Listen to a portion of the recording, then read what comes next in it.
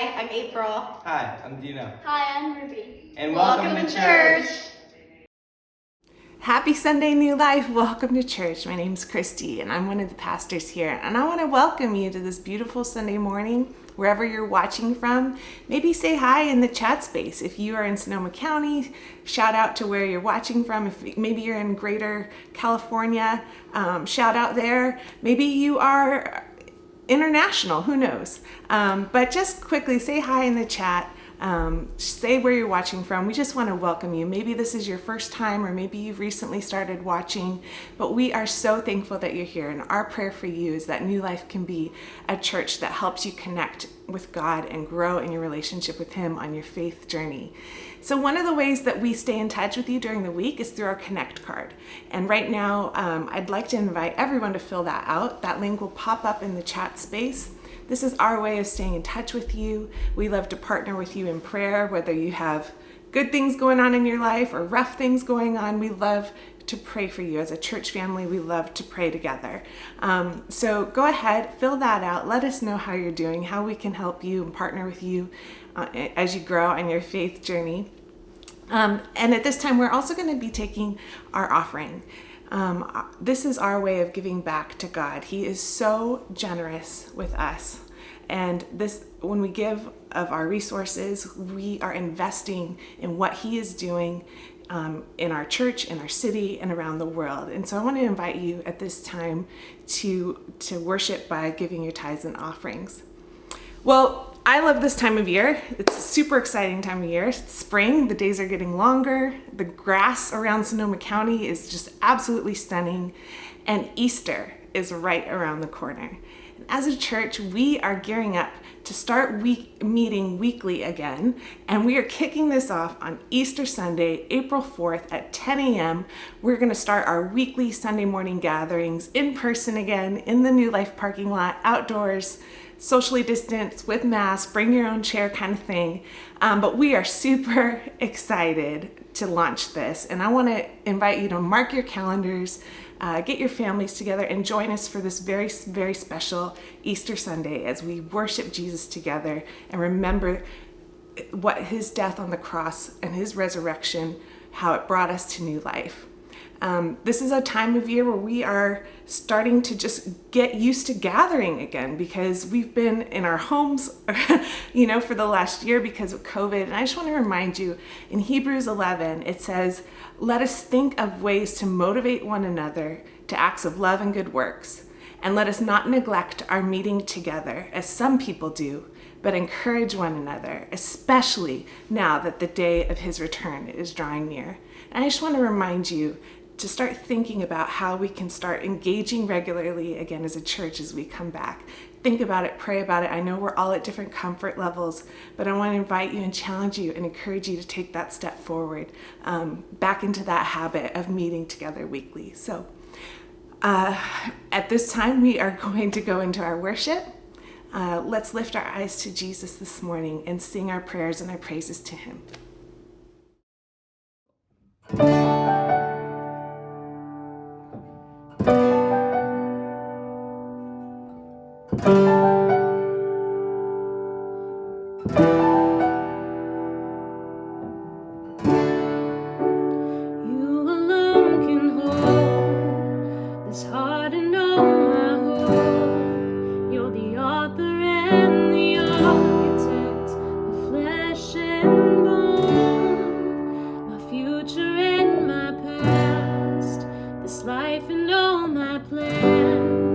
I'm surrendered on the altar.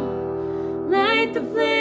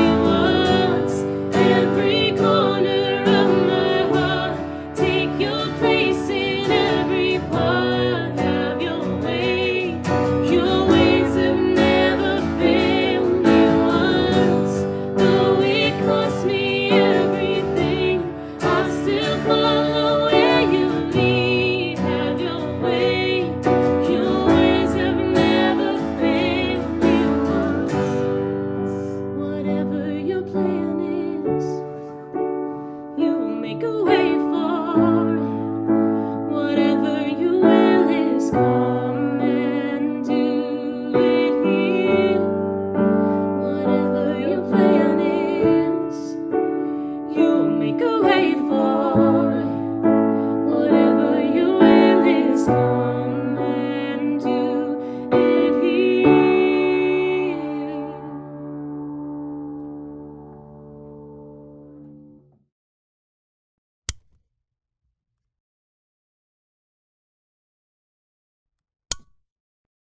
Thank you, Matt and Vivian, for doing that song for us. I know you recorded that earlier in this whole COVID year, and it's so great that we can take these songs that people have created for us as a church in their own homes and use them to help tune our hearts as our prayers, prepare us for what God wants to do in each of our stories. And today we're kicking off this brand new series called Revolutionary, and we're taking a look at some incredible things we're going to see from the life of Jesus.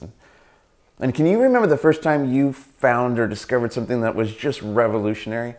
I remember the first time I held one of these in my hands. The first time I grabbed an iPhone. It was like my mind just blew up. I felt like I'd stepped into Star Trek or something incredible.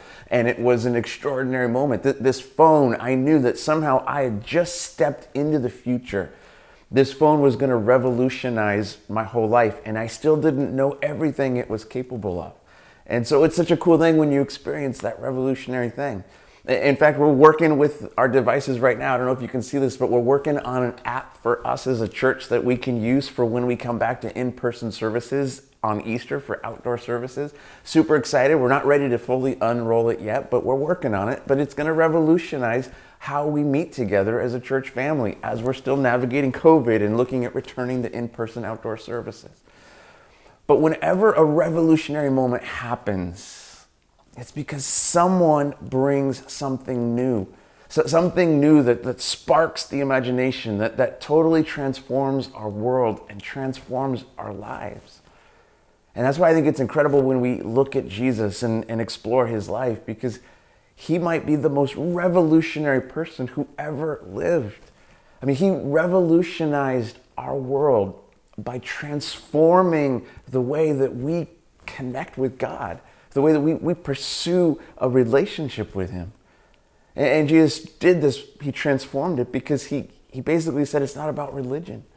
Like if Jesus isn't in the equation, really the primary way that we attempt and endeavor to find God or connect with him is through some kind of religious expression of some sort. And yet when Jesus showed up, he turned religion on its head and showed us something new, a revolutionary idea, which is such good news for us. Because I don't know if you've ever really thought about this or paid attention to this, but as a human race, we tend to have a fascination with all things religious. I mean, just look at human history, in every culture, at every point in time, had some kind of religious expression or spiritual religious outlet of some sort. So much so that we sometimes just take it by default, or we say, no, I don't want this anymore. I've appreciated some of the voices of the modern popular atheists and the books that they've written. So many of them just have this outcry against religion, and their premise is kind of like, goes like this: religion is at best benign. At worst, it's terrible because it creates so much hatred and division amongst people. And so their premise is it's a horrible thing, therefore we don't need God anymore. Surprisingly, I actually agree with their premise. I do think religion can be a harmful thing, but I don't agree with the conclusion that therefore we don't need God.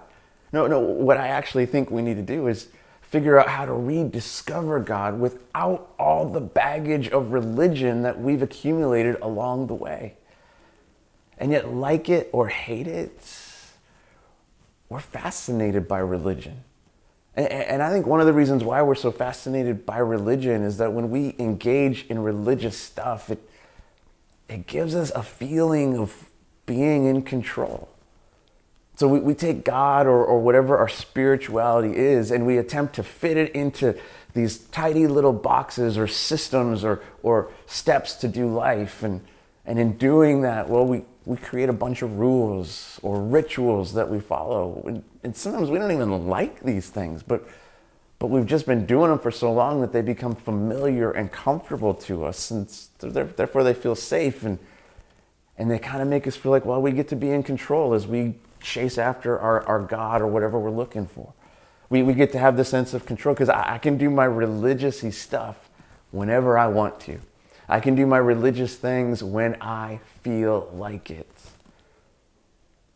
And so it's really fascinating when you encounter Jesus and yet still want to pursue religion at the same time. It's actually kind of creates a little bit of a dilemma, because here's the deal. Jesus never came to start some new religion. Jesus came to fulfill God's promise of rescue. He came to restore broken things in this world, broken things around us, broken things like you and me in our lives. He came to restore the brokenness that's in us and to restore the brokenness that's between us and God.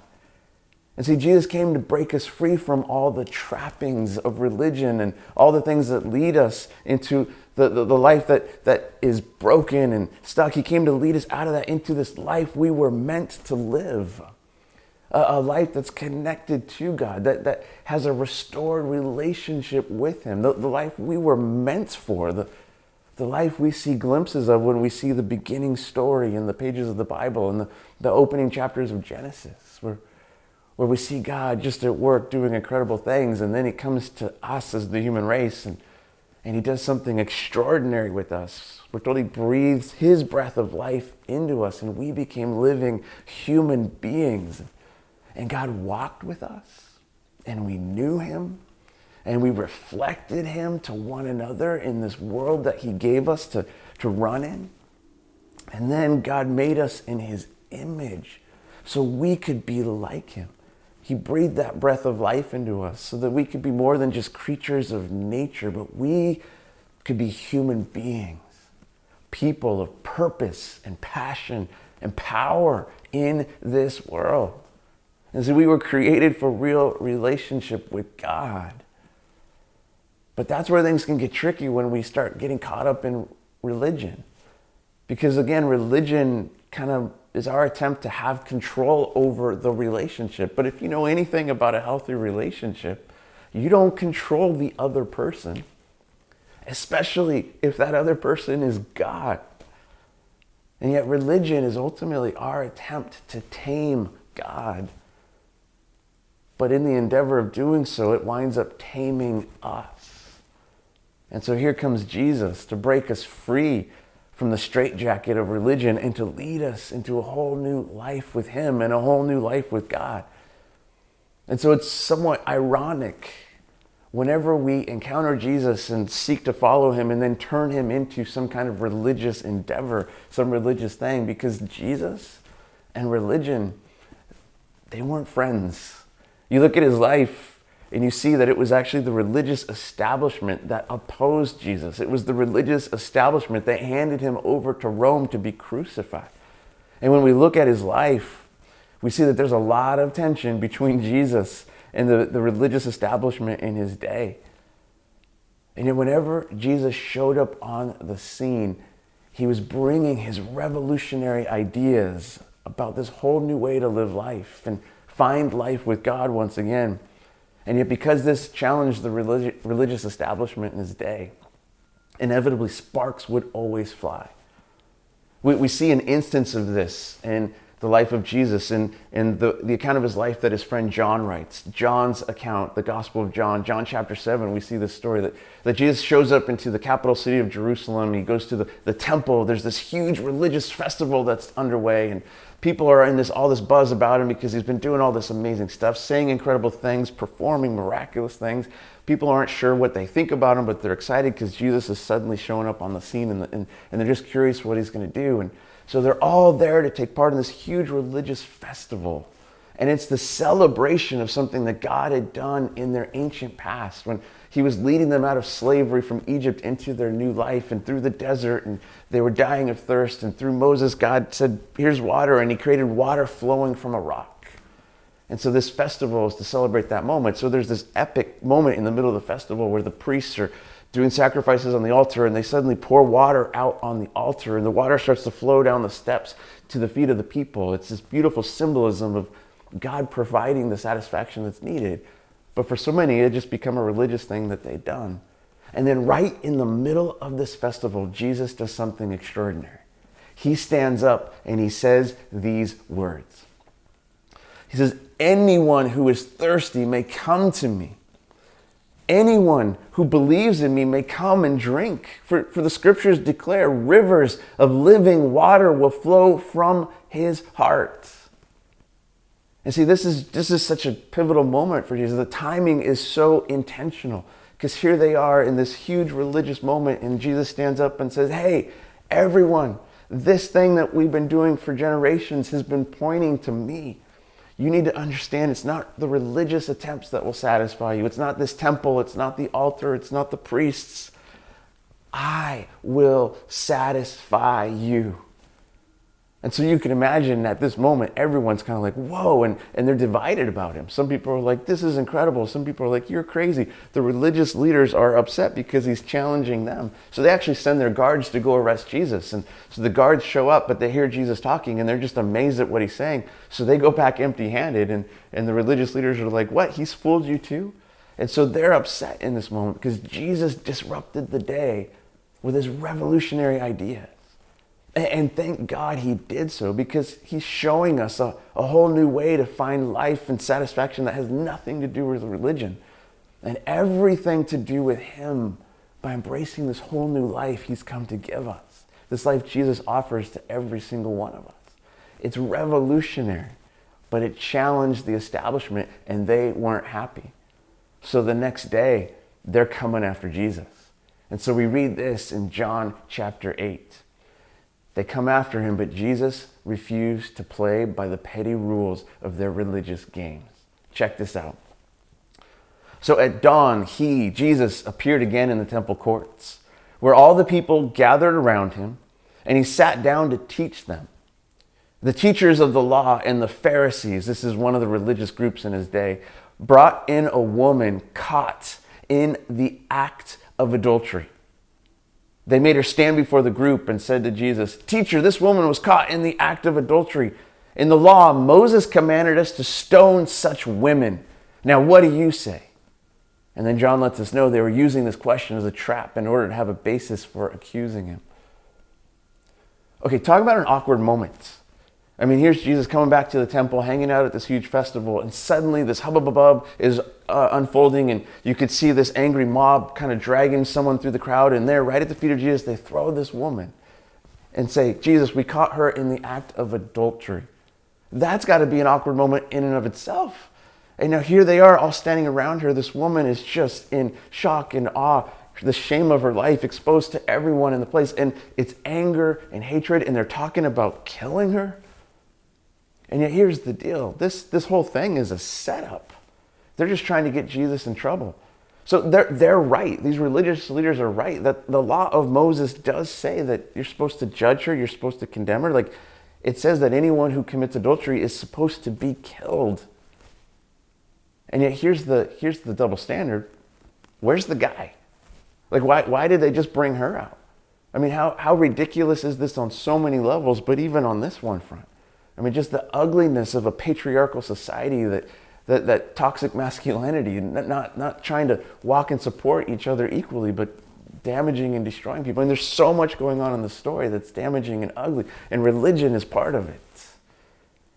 And so here's what they're trying to do with Jesus. They're trying to get him in trouble. See, they're saying, Jesus, this is what the law says. So Jesus, are you going to stand with the law? Because that's what we all believe. And if Jesus doesn't stand with the law and he says, no, let her go, then they can say, he's not a real rabbi. He's not a real teacher. People, we just discredited him. We can ignore this Jesus guy. But if Jesus does affirm the law and say, yeah, that's what we're supposed to do, then they're going to run to Rome, because at this point in history, the only people who have the authority to bring about an execution is Rome. They don't have that authority. So they'll go to Rome and say, Jesus is just creating trouble and he's trying to act with the authority he doesn't have. And so they've got him in this dilemma. And so here's this woman dragged into this moment. They've got her dead to rights, caught in the act of adultery. And now they've got Jesus stuck in the horns of a dilemma. Here's what the law says, Jesus. Here's what's supposed to happen. We have these rules that we all have to live by. What should we do? And I love what Jesus does. He just doesn't play the game. But Jesus bent down and started to write on the ground with his finger. He doesn't even engage with them. He just is like, he just drops down in the dirt near the woman, just starts doodling in the sand. Now, we have no idea what he's doing. I mean, some people will speculate. They'll say, like, maybe he's writing down sins that the crowd has committed, or he's writing down names of the angry mob of men who've done the same thing this woman. We have no idea. John doesn't tell us. For all we know, Jesus is playing tic-tac-toe, but it's effective because it stops them in their tracks. And they're still upset. So when they kept on questioning him, he straightened up and said to them, "Let any one of you who is without sin be the first to throw a stone at her." And again, he stooped down and wrote on the ground. That's a powerful statement. I mean, that's a heavy statement. I mean, who of any of us could say, I don't have any sin, mess, brokenness, ugliness in my story. I could easily condemn everyone else because my life is perfect. I mean, these are self-righteous religious jerks, but they're not that stupid. They know there's mess in their life. And look what happens. Look how they respond, because Jesus doesn't play the game. He's doing something totally different. At this, those who heard began to go away one at a time, the older ones first, until only Jesus was left with the woman still standing there. That's just fascinating that John lets us know it's the older ones who drop the stones and walk away first. Because there's just something about the longer you've lived life, the more dirt you realize you have on your hands. And here's Jesus. He stops them dead in their tracks. He doesn't play the game. He's doing something totally different. And pretty soon the crowd disperses and it's just him with the woman. And look at what Jesus does. Jesus straightened up and asked her, "Woman, where are they? Has no one condemned you?" "No one, sir," she said. "Then neither do I condemn you," Jesus declared. "Go now and leave your life of sin." I love this about Jesus. He's doing something revolutionary. He's not playing by the religious games. And it's absolutely amazing to see what he's offering to this woman in this moment. Because here's Jesus. He doesn't play the religious games. He doesn't condemn her because of what she's done. But look closely. Neither does he condone what she's done. No, instead he does something altogether different. Like he meets her right in her embarrassment, right in her shame. And he calls her out of that brokenness into something altogether different. This invitation to step into a whole new life. That's the same invitation he makes to every single one of us. And it's got nothing to do with religion, because religion can never offer us the freedom Jesus does. See, this is what religion teaches me to do. Religion points the finger of judgment and condemnation, and it rubs it in our faces when we mess up, and it says, be better or else. And so when I try to live up to all the religious games, when I try to be better, it doesn't really work. Because even if I can be good according to the rules, it doesn't make me a good person. More often than not, it just makes me a judgmental jerk towards everyone else. And so I'm either the guy in the mob holding the stones, ready to condemn anyone and everyone for their mistakes, or I'm the one laid out in the dirt, caught in my mistakes, embarrassed, ashamed, waiting for the stones to start flying. Man, no wonder we hate religion. No wonder we just feel stuck when we're caught up in it, hoping, can there be a better way than this? Are there any other options? And then we hear rumors of this guy named Jesus. This guy who doodles in the dirt instead of playing petty religious games. This guy, Jesus, who fully sees us as we are, the good, the bad, the ugly. He fully sees the mess, and yet he doesn't condemn us. And he doesn't condone it, but instead he offers us a way out of brokenness into a whole new life with him, the life that leads us into freedom and restored relationship with God once again. And see, when we encounter Jesus, he calls us out of religion and into restoration of what's been broken in our lives all along. And we find the one who's come to fix that brokenness and lead us home to God once again. But to step into that life, you and I, we have to be willing to lose our religion, stop playing the silly games, and to step into something altogether new and revolutionary with Jesus. And who's ready for that kind of life? Who's ready to leave behind the games and encounter something new? I know I am. That's why I'm pursuing Jesus and chasing after him the best I know how, because I know he's got a life for me, and I want to experience that life he's come to give me. And if that's you today, let me ask you a couple questions. A couple of questions that are good to wrestle with, because in wrestling with them, we'll see what Jesus actually wants to offer us. So here's my first question for you today. What stones are you holding that Jesus is calling you to let go of? Whew. We all hold stones, don't we? And maybe you're holding stones today towards someone who's different than you. Somebody you don't like. Maybe you're holding stones towards somebody that has a different political view than you do. Oh my goodness, we're really good at throwing political stones, aren't we? Here's my agenda, here's my view of how it should be, and you're liberal or you're conservative or you're different than me, so I'm going to take you out. Or maybe you're holding stones towards somebody who's different from you socially. Like they just live a very different lifestyle than you, and you just want to throw stones of condemnation at them. Or maybe you're looking at somebody who's different than you ethnically, and that difference is too great for you to wrap your mind around. Or maybe you're looking at somebody who's spiritually different than you, and you want to throw stones. And the reason we want to throw stones is because we believe that they're wrong. But more than just thinking that they're wrong, we want to condemn them for being wrong. And so we go through life cocked and loaded with these stones in our hands. And yet, you know there's a reason we're holding those stones, don't you?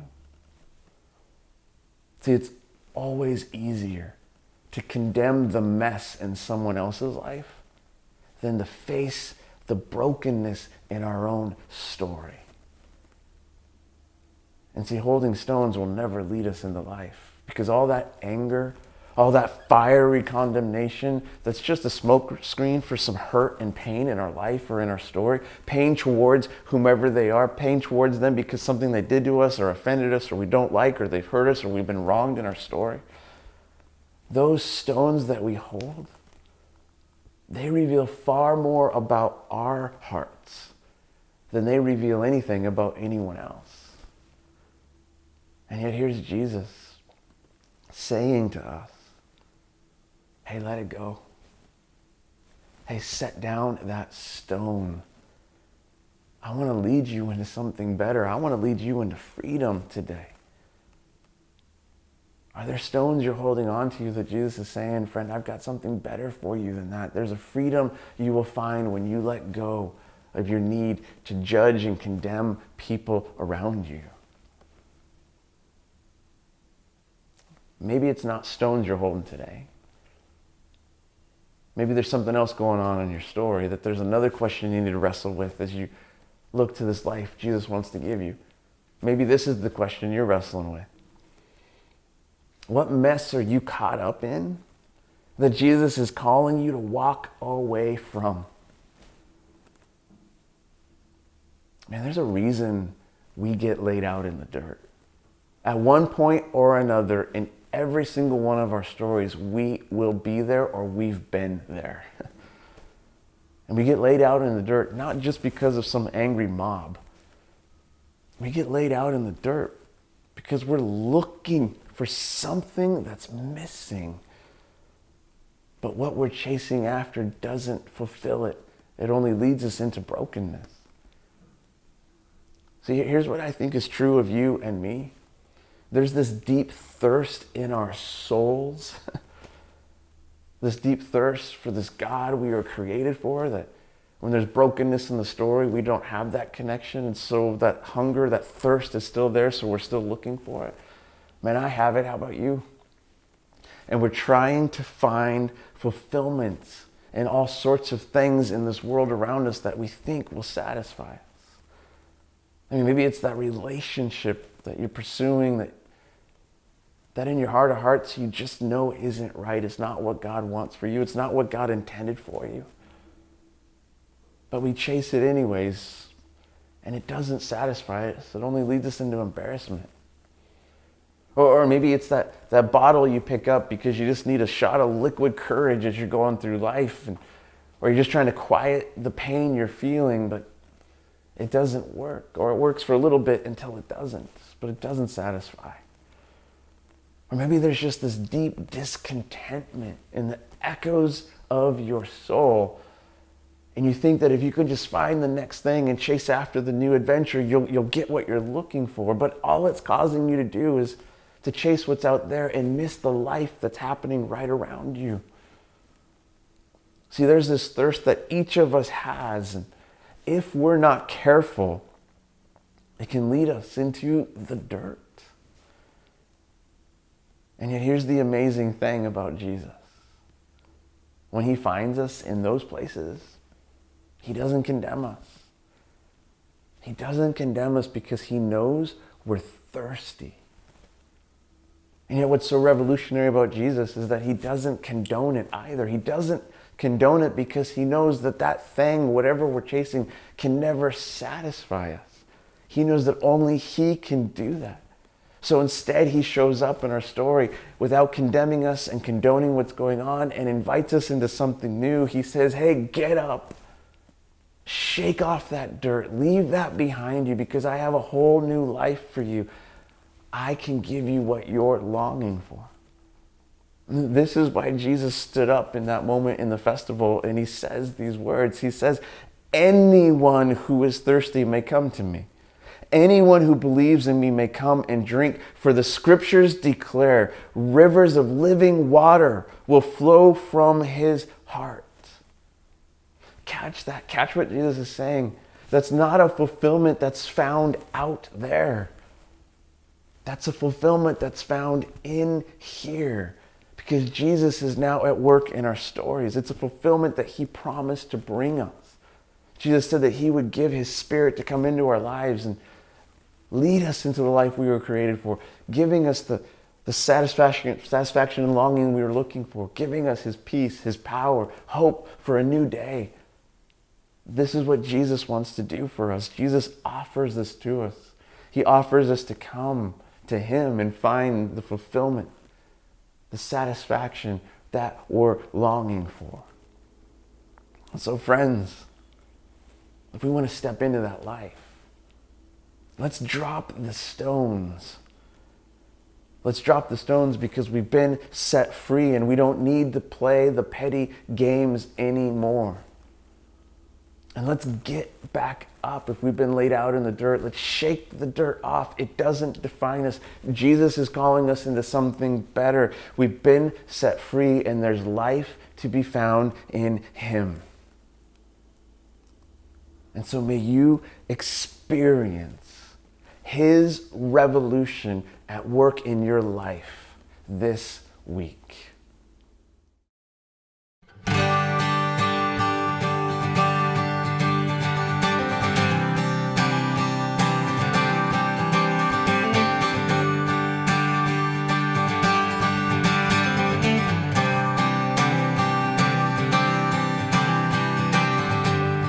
I have heard a sound coming on the wind, changing hearts and minds, healing brokenness. I feel a generation breaking through despair. I hear a generation full of life declare, and our song it will be. Out of the darkness we will rise and sing. He is faithful, He is glorious, and He is Jesus. And all my hope is in Him. He is freedom, He is healing right now. He is hope and joy, love and peace and life.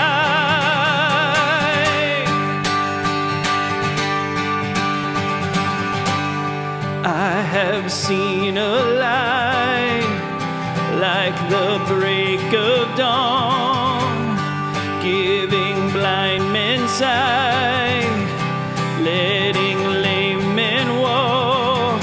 I see a generation with resurrection life. We are a generation filled with the power of Christ, and our song it will be. Out of the darkness we will rise and sing. He is faithful, He is glorious, and He is Jesus. And all my hope is in Him. He is freedom, He is healing right now. He is hope and joy, love and peace and life.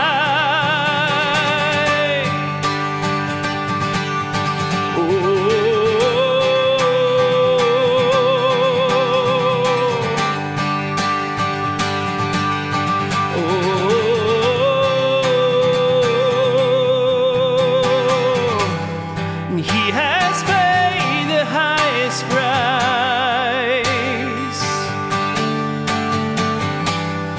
He has proven His great love for us. So we will praise Him with our lives and proclaim our love for Him.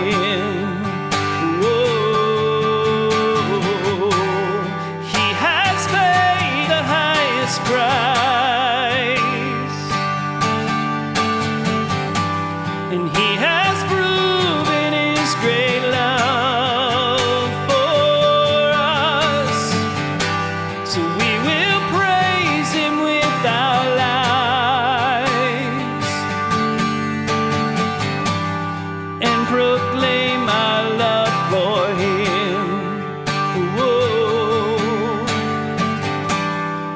Proclaim our love for Him.